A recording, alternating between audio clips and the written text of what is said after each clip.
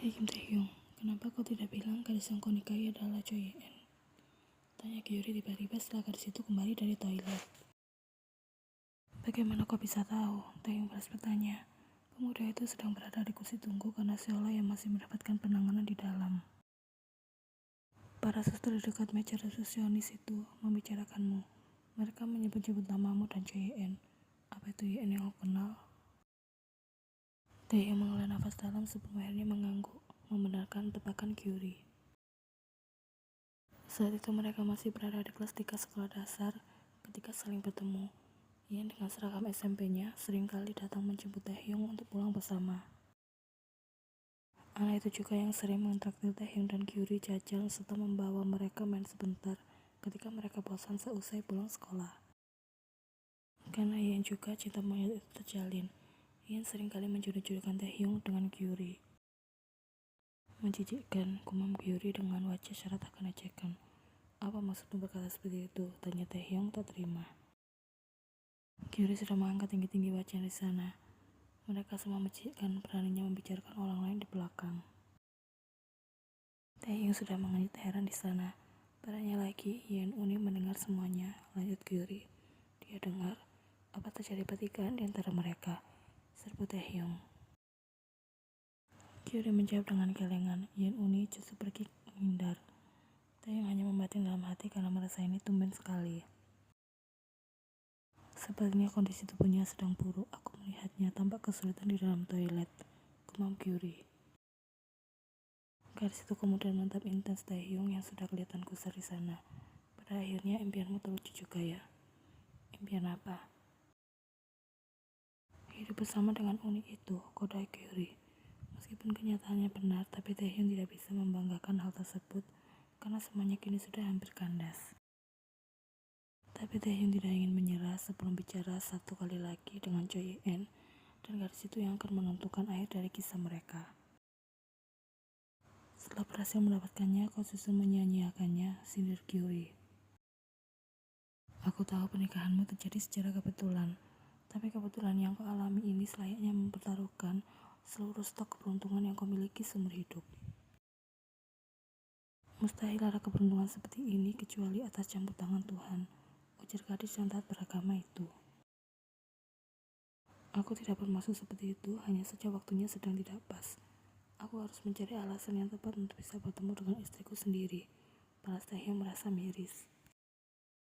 Bahkan sengaja menyita ponselku agar aku tak bisa menghubungi Choi Ye-en.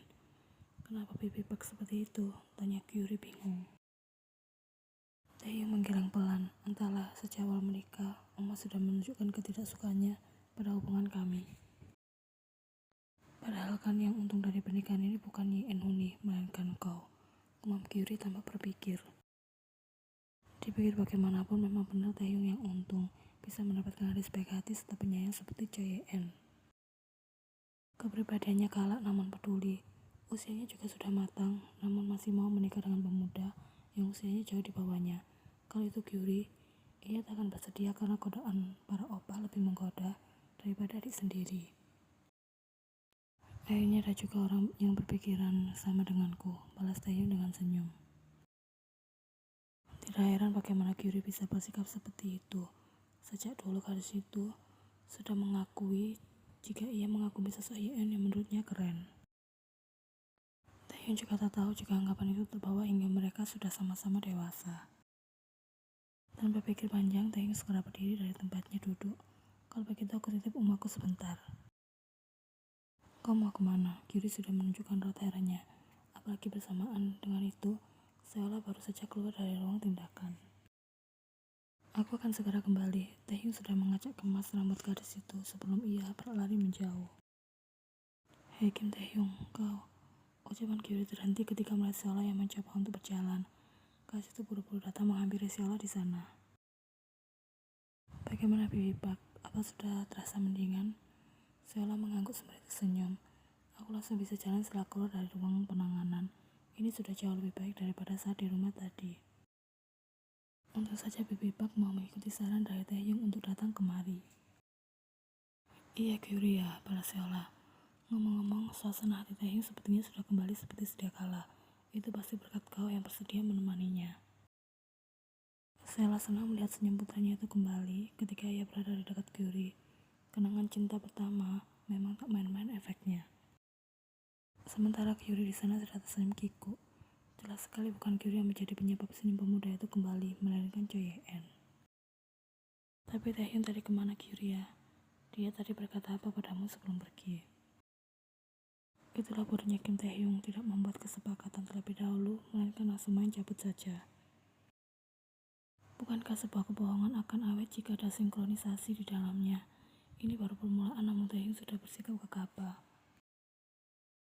Ke toilet Pak, balas Kyuri sembari berdoa dalam hati, akan nanti ketika kembali Taehyung juga akan menggunakan alasan yang sama dengan dirinya. Kalau begitu kita tunggu dia di parkiran saja, agar setelah ini bisa langsung pulang ke rumah. Aja Sheila. Dokter mengatakan agar aku tidak banyak bergerak terlebih dahulu selama seharian ini. Lanjutnya. Kyuri dengan segera menuruti ucapan Sheila, mengiringi langkah wanita parubaya itu untuk pergi ke tempat mobil mereka terparkir.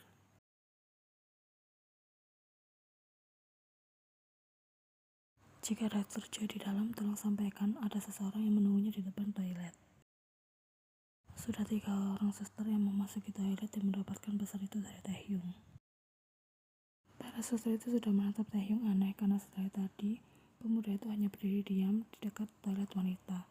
Namun hal itu tidak menyurutkan niat Taehyung untuk tetap bertahan di sana sampai ia berhasil bertemu dengan Ye-en. Bagaimana, serbu Taehyung begitu suster yang pertama kali memasuki toilet baru saja keluar dari sana.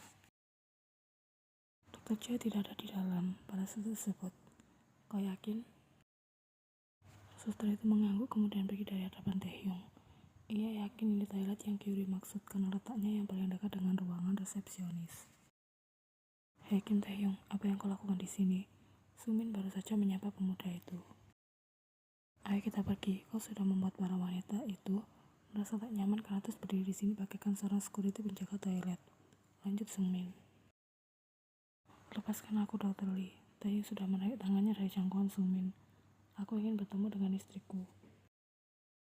Memangnya kau yakin dia ada di dalam? Aku juga tidak tahu. Kalau begitu kenapa kau terus menunggunya di sini seperti orang? Karena aku ingin bertemu dengan Ye-en. Dia benar-benar ada di dalam? Taehyung menggeleng. Aku tidak tahu. Kalau tidak tahu kenapa menunggunya di sini? Karena aku ingin ketemu. Terus saja seperti itu sampai buaya bisa terbang. Sumin berdecak sebentar sebelum mengeluarkan ponselnya dari saku kemejanya. Ia tampak menelpon seseorang sementara Taehyung hanya memperhatikannya dalam diam. Choi Ye-en tidak ada di sini, ucap Sumin setelah panggilan itu berakhir. Dia sedang ada operasi. Kapan operasinya selesai? Entahlah, aku tidak tahu berapa pasien yang ia miliki. Kau pulang saja dan tunggu Yen di rumah. Taehyung menghela nafas kecewa sebelum akhirnya mengangguk dan pamit undur diri dari sana.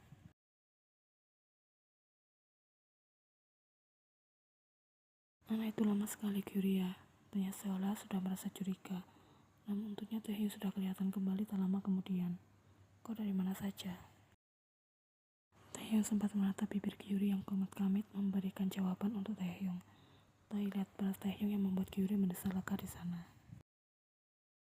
Apa kau pergi ke toilet rumah, baru kemudian kembali ke sini lagi? Kenapa begitu lama? Sheila tak cukup puas untuk menginterogasi putranya tersebut.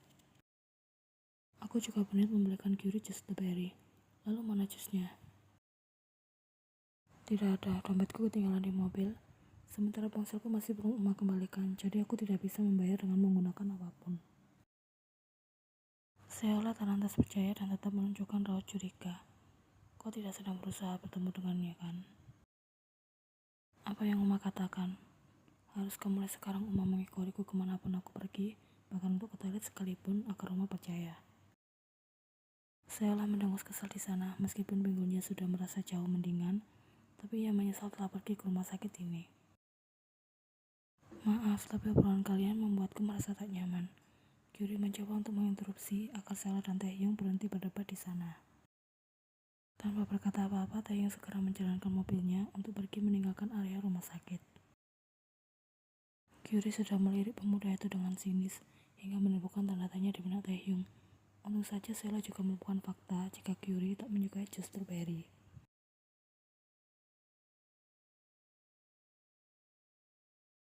Ada berapa pasien lagi? 5 pasien. Apa Dr. Choi ingin menjadwalkan ulang kunjungan mereka? Sepertinya kondisi tubuh Dr. Choi sedang tidak baik. Susternya memberikan saran. Ian menjawab dengan kelengan. Aku masih bisa, kita lanjutkan saja, titahnya.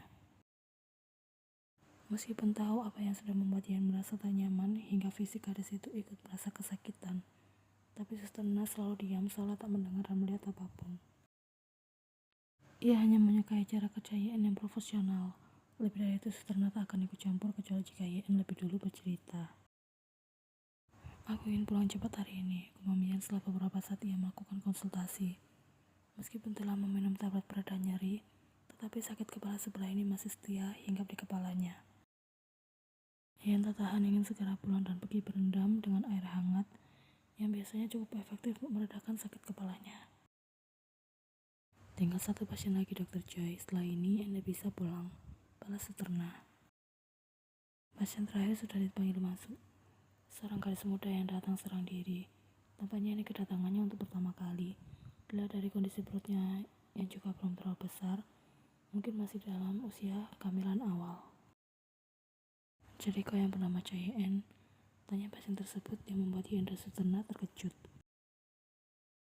Pasien tersebut bernama Chia dan berusia 27 tahun. Seperti dugaanku, kau tidak jauh lebih baik dariku. Jika bukan konsultasi mengenai masalah kehamilan yang ingin Anda bicarakan, sebaiknya Anda segera keluar dari sini. Pinta Suster Na dengan segera. Kenapa terburu-buru? Aku belum selesai, balas Chia. Ian sudah tertawa singkat tak percaya.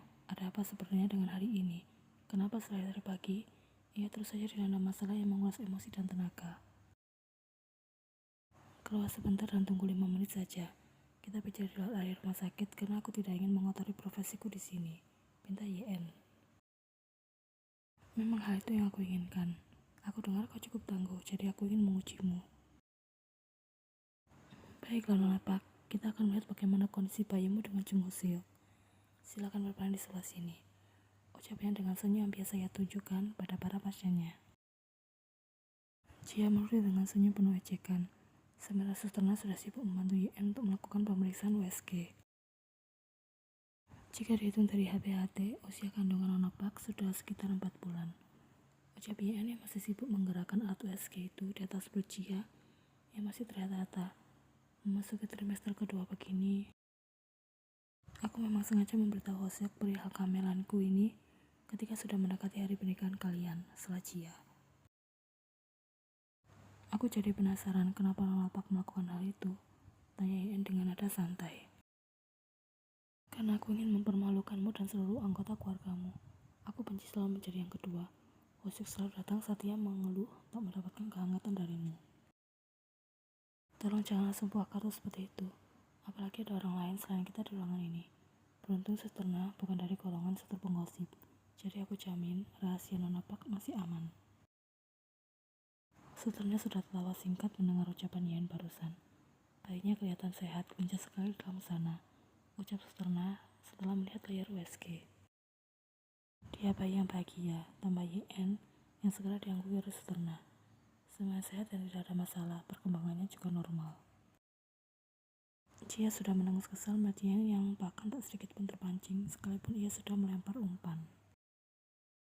Suster Na membantu Chia untuk turun dari ranjang setelah pemeriksaan selesai dilakukan. Gadis itu sudah kembali duduk di kursinya. Tetap jaga kesehatan dengan makan-makan bergizi serta melakukan olahraga ringan. Bulan depan aku akan datang kemari lagi bersama dengan ayah dari bayiku. Setelah Chia masih belum menyerah. Kau juga yang akan menemaniku sampai bayi ini lahir. Senang rasanya bisa menjadi dokter kandungan kepercayaan Nona Pak dan Tuan Chung, balas YN.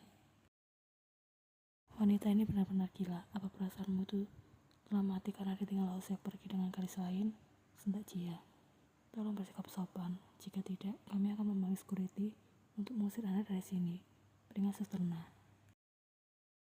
Kau pikir aku peduli? Silakan datang kapanpun kau membutuhkan konsultasi. Ucap Ian melerai perdebatan antara Suster Na dan Chia. Aku sarankan pada Nona Pak untuk mengurangi yang namanya marah-marah serta emosi. Karena memiliki tekanan darah yang relatif tinggi, saat hamil bisa berbahaya bagimu dan kandunganmu. Peringat YN. Dia segera berdiri dan meraih tasnya, kemudian keluar dari ruangan YN dengan bantingan pintu yang keras. Apa wanita itu sedang kesurupan? Tanya Suterna dengan nada kesal. Ia sudah tersenyum di sana. Dia curang karena berniat melawanku dalam kondisi hamil, balasnya.